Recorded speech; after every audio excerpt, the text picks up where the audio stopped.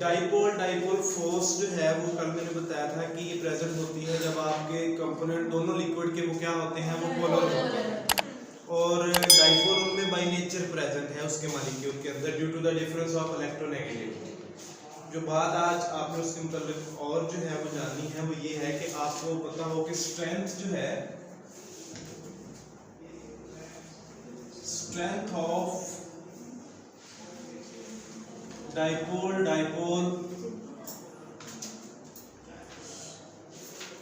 Forces ये depend किसके ऊपर करती है, यानी कि डाइपोल फोर्सेस स्ट्रांग होंगी, कितनी स्ट्रांग होंगी, ये डिपेंड किस चीज के ऊपर करेगा। अब हर जो है वो दो पोलर कंपोनेंट के दरमियान में डाइपोल फोर्स प्रेजेंट है और वो कितनी स्ट्रांग है ये डिपेंड करता है इन दो चीजों के ऊपर। पहला बेटे डिफरेंस ऑफ इलेक्ट्रोनेगेटिविटी,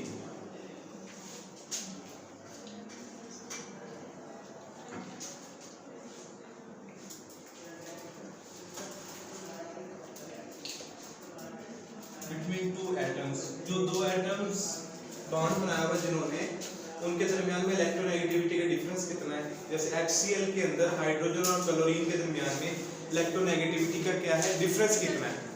तो एक तो ये इलेक्ट्रोनेगेटिविटी का डिफरेंस, दूसरा ये है कि डिस्टेंस कितना है उनमें, डिस्टेंस बिटवीन द मॉलिक्यूल्स के दरमियान में डिस्टेंस कितना है। मिसाल के तौर पर HCl जो है ये एक पोलर मॉलिक्यूल है और इसमें इलेक्ट्रोनेगेटिविटी जो है वो क्लोरीन की डिफरेंट है और हाइड्रोजन की डिफरेंट है। अब जो दूसरा मॉलिक्यूल है जैसे वाटर का है अगर, तो ये जो दरमियान में डिस्टेंस है ये कितना है।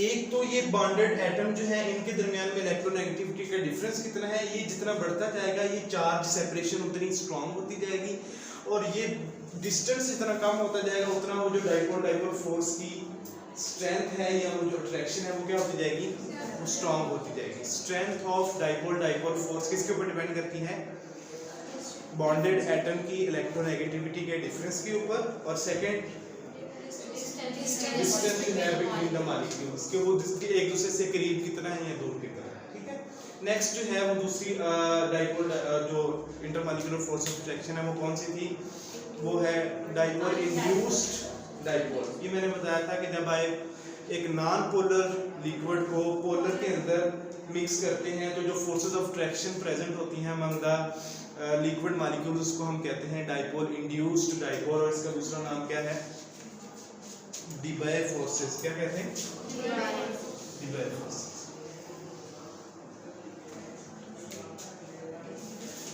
अच्छा, जनरल बेटे समझने के लिए देख लें कि ये एक पोलर मॉलिक्यूल है, उसमें डाइपोल कुछ इस तरह का है।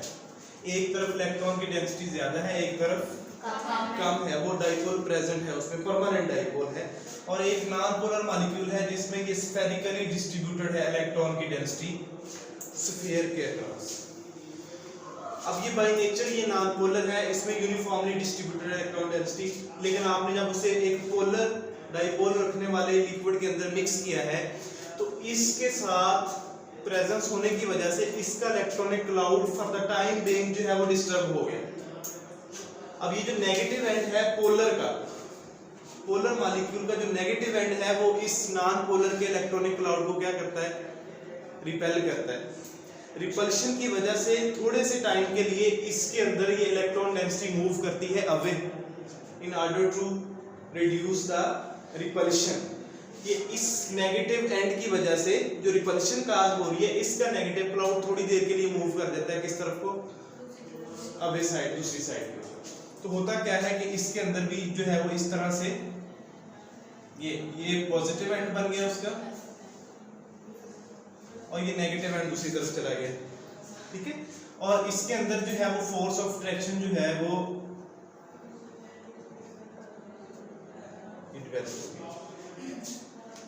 अब ये डाइपोल पहले से प्रेजेंट था, ये इंड्यूस हुआ इसकी वजह से, तो जो फोर्स ऑफ अट्रैक्शन प्रेजेंट है उसको हम कहते हैं dipole induced dipole force of attraction. दूसरा नाम इसका क्या है, डिबाय फोर्स। समझ आ गई है। नेक्स्ट जो है तीसरी जो intermolecular force of attraction present होती है अमंग द लिक्विड मॉलिक्यूल वो है आयन डाइपोल फोर्सेस। बेटे जब भी आप किसी आयोनिक कंपाउंड को हल करते हैं किसके अंदर, किसी पोलर सॉल्वेंट के अंदर, जैसे वाटर है, तो उसके दरमियान में जो फोर्सेस ऑफ अट्रैक्शन होती है उसको हम कहते हैं, ये है ion dipole force of attraction. ठीक है, कैसे बेटे आप NaCl जो है वो वाटर के अंदर हल करते हैं, आपको पता है वाटर एक पोलर सॉल्वेंट है, तो उनके मॉलिक्यूल के दरमियान में डाइपोल्स प्रेजेंट है। जैसे ही आप कोई आयोनिक कंपाउंड जो है वो हल करते हैं तो वो उसमें क्या हो जाता है, हल हो जाता है। जैसे साल्ट जब NaCl आप जो है वो पानी में डालते हैं तो क्या हो जाता है, उसमें डिसॉल्व हो जाता है। तो ये जो इस वाटर का नेगेटिव एंड होता है ये वाला, वो पॉजिटिव जो पार्ट होता है साल्ट का उसके साथ क्या करता है, अट्रैक्ट करता है, क्योंकि ये आयन है, ये डाइपोल है, तो आयन डाइपोल। इसी तरह जो इसका पॉजिटिव एंड है वो Cl नेगेटिव के साथ क्या करता है, अट्रैक्ट करता है। तो ये जो वाटर के मॉलिक्यूल होते हैं ये नेगेटिव को उसके पॉजिटिव एंड हाइड्रोजन वाले जो एंड है वो सराउंड कर लेते हैं, जबकि पॉजिटिव वाले सोडियम को ऑक्सीजन जो नेगेटिव पार्ट है डाइपोल का वो सराउंड कर लेता है। तो इस तरह से वो क्या कर लेते हैं, उसको अपने अंदर डिसॉल्व कर लेते हैं, और जो फोर्स ऑफ अट्रैक्शन प्रेजेंट होती है इसको कहते हैं ion dipole force of attraction. Fourth जो इंटरमॉलिक्यूलर फोर्स जो है वो एग्जिस्ट करती है, जब मैंने बताया कि दो लिक्विड कंपोनेंट दोनों ही नॉन पोलर होते हैं तो उनके दरमियान में जो फोर्स ऑफ अट्रैक्शन होती है उसको क्या कहते हैं, instantaneous dipole induced dipole force of attraction. दूसरा नाम उसे लंदन डिस्पर्शन फोर्स भी कहते हैं। 1930 में ये फ्रिट्ज लंदन जो है वो, क्योंकि उसने जो है उसका कंसेप्ट दिया तो उसी के नाम पर जो है उसे लंदन डिस्पर्शन फोर्स कहते हैं। शुरू में जो है वो ये थ्योरी थी कि कौन सी फोर्स प्रेजेंट होगी, क्योंकि नॉन पोलर तो जो है वो उनके दरमियान में कोई पोलर एंड नहीं है उनके अंदर मॉलिक्यूल्स के अंदर। हीलियम आपको पता है नॉन पोलर गैस है, नियॉन जो है वो क्या है, नॉन पोलर गैस है, इसी तरह क्लोरीन है, फ्लोरीन है, ये सारी गैसेस क्या है, नॉन पोलर है। लेकिन जब प्रेशर इनके ऊपर इंक्रीज करते हैं, टेम्परेचर लो करते हैं, तो ये भी लिक्विफाइड होती हैं। इसका मतलब है कि दरमियान में कोई ना कोई फोर्स ऑफ अट्रैक्शन क्या होती है, डेवलप होती है। समझ आ रही बात की, फोर्स ऑफ अट्रैक्शन डेवलप होती है, तो इसका मतलब वो फोर्स जो है वो फोर्स तो है, और वो कैसे डेवलप होती है, ये बेसिकली जो है वो इसने आइडिया पेश किया फ्रिट्ज लंदन ने। उसने कहा कि आपका एक मॉलिक्यूल जो कि नॉन पोलर है बाय नेचर और उसमें कोई चार्ज सेपरेशन नहीं है, ये जब आप प्रेशर इंक्रीज करते हैं तो दूसरे मॉलिक्यूल के करीब जाता है, तो हर एक मॉलिक्यूल का अपना एक इलेक्ट्रॉनिक क्लाउड है। जैसे मैं क्लोरीन की बात करता हूँ तो क्लोरीन का मॉलिक्यूल जो है वो उसका अपना एक इलेक्ट्रॉनिक क्लाउड है, ये एक तरह से। तो वैसे वो क्या है, सिमेट्रिकली डिस्ट्रीब्यूटेड है अराउंड द न्यूक्लियस। लेकिन जब आप प्रेशर इंक्रीज करते हैं, गैस के मॉलिक्यूल एक दूसरे के करीब आते हैं, तो ये वाला दूसरा क्लोरीन का मॉलिक्यूल जो है वो उसके भी ये इलेक्ट्रॉनिक क्लाउड, अब उसके दरमियान में क्या होती है, रिपल्शन। जब नॉन पोलर गैस जो है एक दूसरे के साथ क्लोज कांटेक्ट में आते हैं उसके एटम्स, तो क्या होता है, उनके जो इलेक्ट्रॉन्स हैं बाहर, उनके इलेक्ट्रॉनिक क्लाउड को एक दूसरे को क्या करते हैं, रिपेल करते हैं। रिपल्शन की वजह से ये इलेक्ट्रॉन डेंसिटी एक दूसरे से अवे मूव करती है। अब ये अगर इसको रिपेल करेगा तो फॉर द टाइम बीइंग जो है वो क्या होगा, ये नेगेटिव क्लाउड जो है वो एक साइड पे चला जाएगा और पॉजिटिव एंड इधर, और इसी तरह इसका नेगेटिव क्लाउड जो है वो इसी साइड पे। ये जो फोर्स ऑफ अट्रैक्शन है उसको क्या कहते हैं, इंस्टेंटेनियस डाइपोल इंड्यूस्ड डाइपोल। अच्छा, इंस्टेंटेनियस डाइपोल इसलिए कहते हैं कि ये जो डाइपोल बना है ये एक मोमेंटरी है, ये एक लम्हे के लिए बना है, फिर खत्म हो जाता है। आपको पता है दोबारा फिर इलेक्ट्रॉन वापस आएंगे अपनी जगह पे तो वो डाइपोल खत्म, लेकिन अगली ही दफा कोई दूसरी साइड से उसको रिपल्शन काज करेगा तो वो दूसरी साइड को चले जाएंगे, फिर डाइपोल बन जाएगा किसी और डायरेक्शन में। तो ये बन भी रही है, खत्म भी हो रही है, मोमेंटरी है। ये डाइपोल जो है वो क्या है, परमानेंट नहीं है, फॉर द टाइम बीइंग बनता है और उसके साथ ही ये खत्म हो जाता है। समझ आई बात की? अच्छा, बन रहा है, खत्म हो रहा है, ये इंस्टेंटेनियस इसलिए है, लेकिन जब ये बनता है तो इसके साथ जो भी नियर बाई मॉलिक्यूल होता है ये उसके अंदर इंड्यूस कर देता है दूसरा डाइपोल, जैसे वो पोलर नॉन पोलर में करता है। समझ आ रही है? बाकी पोलर के पास तो परमानेंट होता है, लेकिन जो नॉन पोलर है इसके पास तो परमानेंट नहीं है, लेकिन फॉर द टाइम बीइंग जब उसके अंदर बन जाता है तो ये साथ वाले में क्या करता है, इंड्यूस कर देता है। एक तो इंस्टेंटेनियस बना, दूसरा इंड्यूस हुआ होने की वजह से बना। तो इंस्टेंटेनियस डाइपोल और इंड्यूस्ड डाइपोल के दरमियान में जो फोर्स ऑफ अट्रैक्शन है उसको क्या कहते हैं, instantaneous dipole, induced dipole force और लंदन डिस्पर्शन फोर्स भी कहते हैं। ये बहुत इंपॉर्टेंट है, जितने भी नॉन पोलर मॉलिक्यूल होते हैं उन सब के दरमियान में यही फोर्स ऑफ अट्रैक्शन प्रेजेंट होती है, और वेरिइंग स्ट्रेंथ के साथ, क्योंकि ये नंबर ऑफ फैक्टर के ऊपर डिपेंड करती है। एक और जो है वो इंटरेस्टिंग बात जो है वो आपको पता होनी चाहिए कि ये जो लंदन फोर्सेस ऑफ अट्रैक्शन है ये तकरीबन सब के सब मॉलिक्यूल के दरमियान में प्रेजेंट होती हैं, चाहे वो नॉन पोलर हो चाहे वो पोलर हो, ये सबके दरमियान में प्रेजेंट है। लेकिन इसकी जो स्ट्रेंथ है उसकी डिग्री वेरी करती है। ये नॉन पोलर में क्या हो जाती है, सिग्निफिकेंट हो जाती है, जबकि पोलर में हम उसको जो है वो कोई और नाम देना शुरू कर देते हैं। फैक्टर्स जिनके ऊपर डिपेंड करती है कौन सी, लंदन फोर्स ऑफ जो है वो अट्रैक्शन के फैक्टर्स के ऊपर डिपेंड करती है। सबसे पहला फैक्टर बेटे ये इलेक्ट्रॉनिक क्लाउड का जो साइज है उसके ऊपर डिपेंड करती है, साइज ऑफ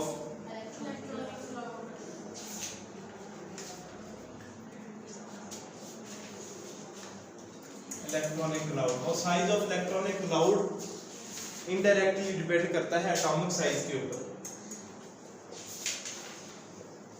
ये किसके ऊपर डिपेंड करता है, एटॉमिक साइज बढ़ता है तो जो क्लाउड है इलेक्ट्रॉन का वो उसका साइज भी बढ़ता है। ठीक है, पहला फैक्टर जिसके ऊपर London force of attraction depend करती है वो है इलेक्ट्रॉनिक क्लाउड का साइज, बेसिकली क्लाउड जितना बड़ा होता जाएगा। दूसरा फैक्टर जिसके ऊपर डिपेंड करती है वो है पोलराइजेबिलिटी।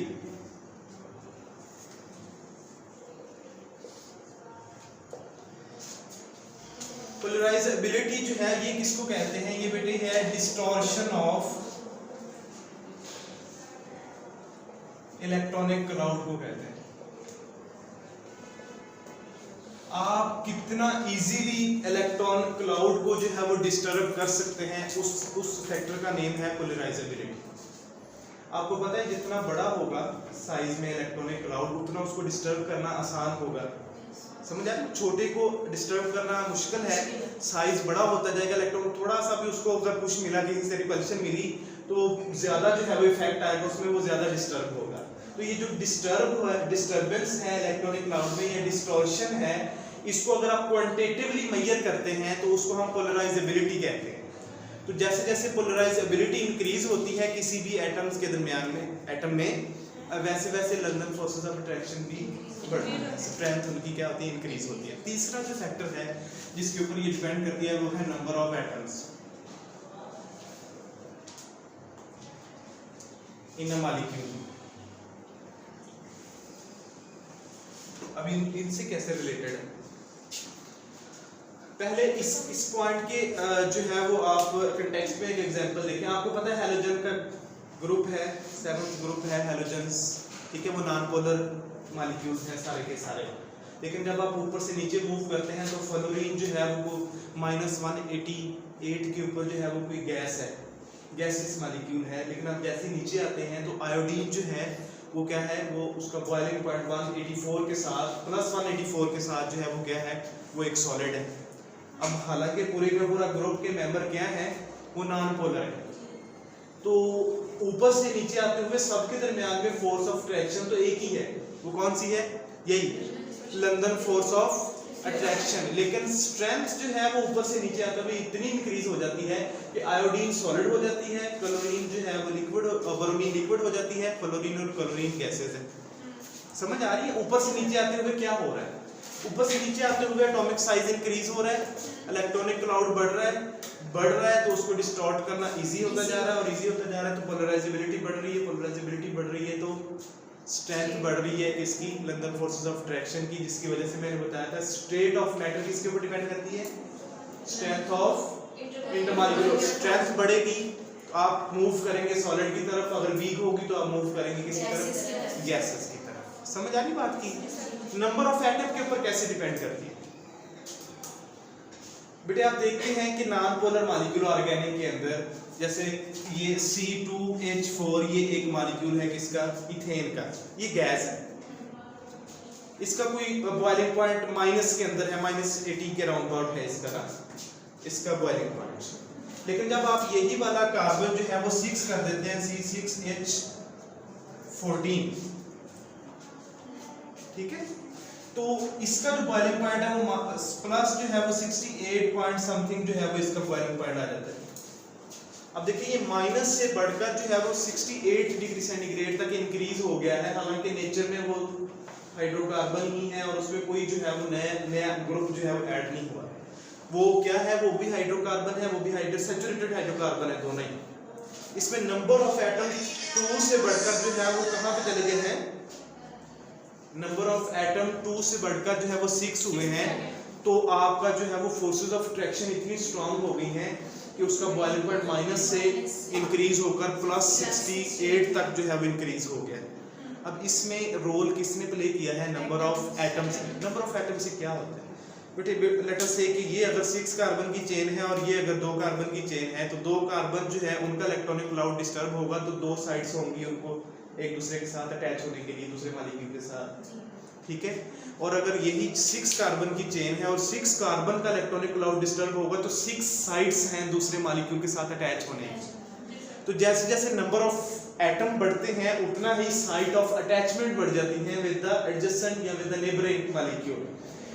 साइट ऑफ अटैचमेंट बढ़ती है नंबर ऑफ एटम बढ़ने से, और चूंकि नंबर ऑफ पॉइंट्स उसको तोड़ना मुश्किल होता है, तो इसलिए फिर क्या हो जाता है, ओवरऑल स्ट्रेंथ जो है वो लंदन फोर्सेस की बढ़ जाती है, जिसकी वजह से आप 5 कार्बन से ऊपर जाते हैं तो लिक्विड हो जाते हैं, और जब C1 से लेकर C4 तक या 5 तक जो है वो गैसेज हैं, लेकिन जब ऊपर मूव करते हैं C5 से ऑनवर्ड तो वो लिक्विड्स हैं।